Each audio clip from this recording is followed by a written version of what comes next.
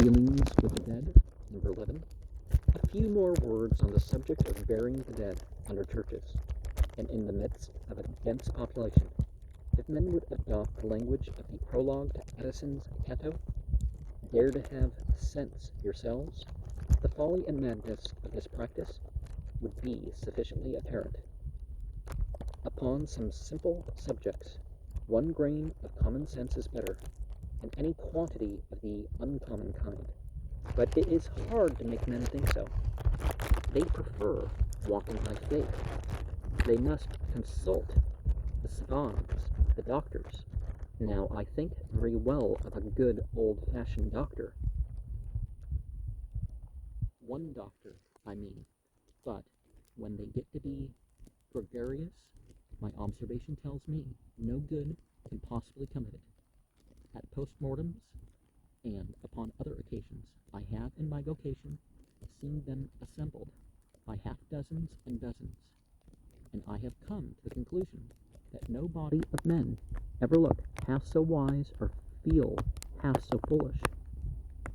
Some of the faculty were consulted in this city about 30 years ago upon the question of burying under churches, and on the strength of the opinion given, a large church, not then finished, was provided with tombs, and the dead have been buried therein ever since.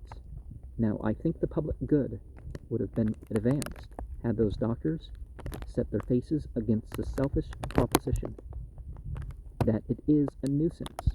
I entertain not the slightest doubt. The practice of burying in their own houses among the ancients gave place to burying without the city, or to cremation. The unhealthiness consequent upon such congregations of the dead was experienced at Rome. The inconvenience was so severely felt in a certain quarter that Augustus gave a large part of one of the cemeteries to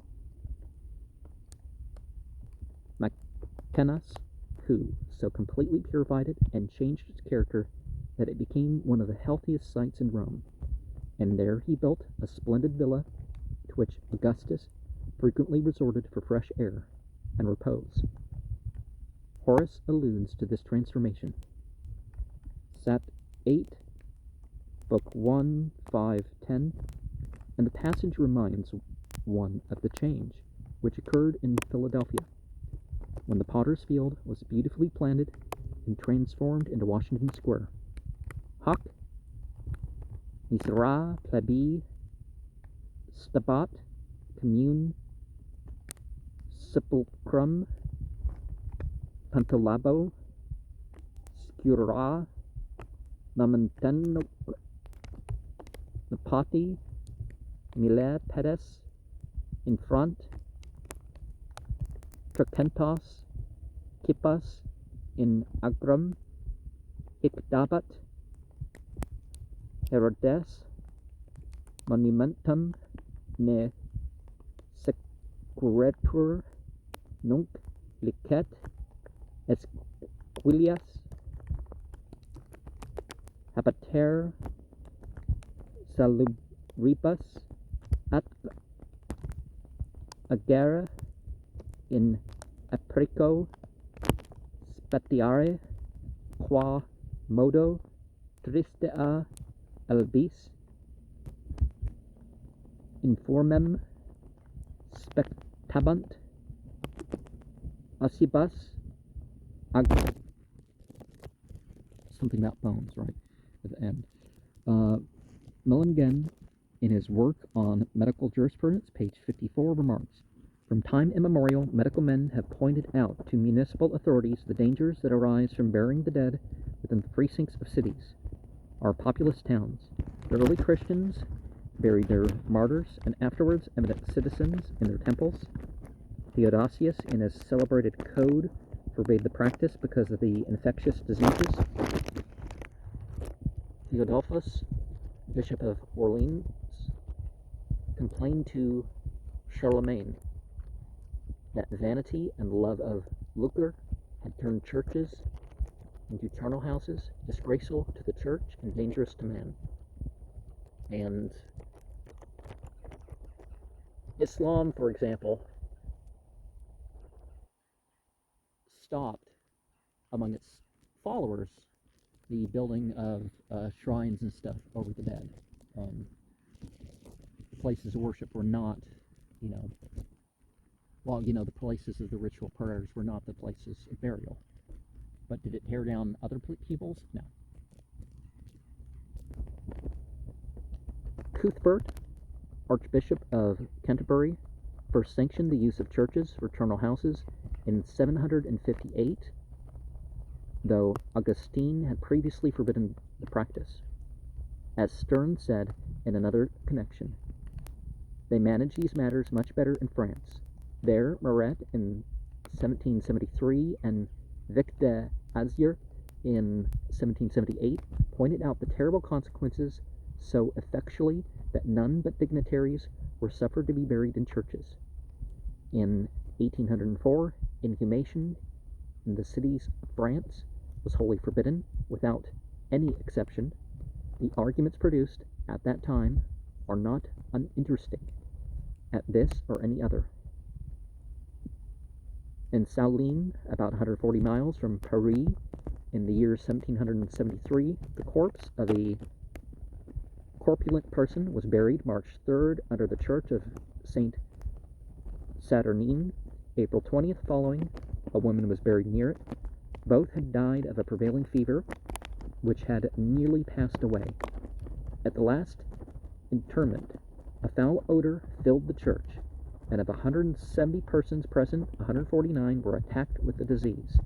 In 1774, at Nantes, several coffins were removed to make room for a person of note, and 15 of the bystanders died of the emanation shortly after. In the same year, 1/3 of the inhabitants of Lectus died of malignant fever, which appeared immediately after the removal of the dead from a burial ground to give place to a public structure. The public mind is getting to be deeply impressed upon this subject. Cities and the larger towns are, in many instances, building homes for the dead beyond the busy haunts of the living. The city of London has, until within a few years, been backward in this sanatory movement. At present, however, there are 6 public cemeteries in the suburbs of that city of no considerable area. The Kensal Green Cemetery, established by Act 2 and 3 of William IV in 1832, containing 53 acres. The South Metropolitan, by Acts 6 and 7, William IV, 1836, containing 40 acres. The Highgate and Kentish Town, by Acts 7 and 8, William IV, containing 22 acres. The Abney Park at Stoke Newington, containing 30 acres, 1840. The Westminster at Earl's Court, Kensington Road, 1840. And the Nunhead, containing 40 acres, 1840. Paris has its beautiful Père Lachaise, covering the site of the house and extensive grounds once belonging to the Jesuit of that name, the confessor of Louis XIV, who died in 1709. New York has its Greenwood, Philadelphia its Laurel Hill, Albany its Rural Cemetery, Baltimore its Green Mount, Rochester its Mount Hope.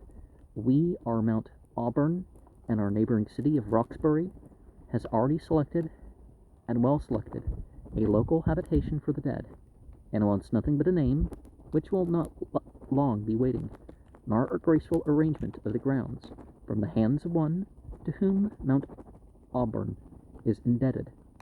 For so much of all that is admirable there, I shall rejoice if the governors of this cemetery should decree that no tomb should ever be erected therein, but that the dead should be laid in their graves.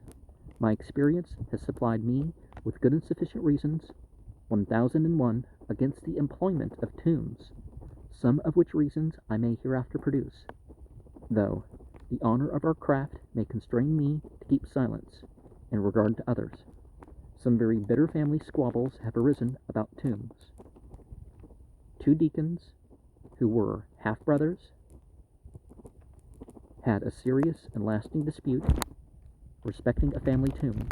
They became almost furious. One of them solemnly protesting that he would never consent to be buried there, while he had his reason, and the other declaring that he would never be put into that tomb, while God spared his life.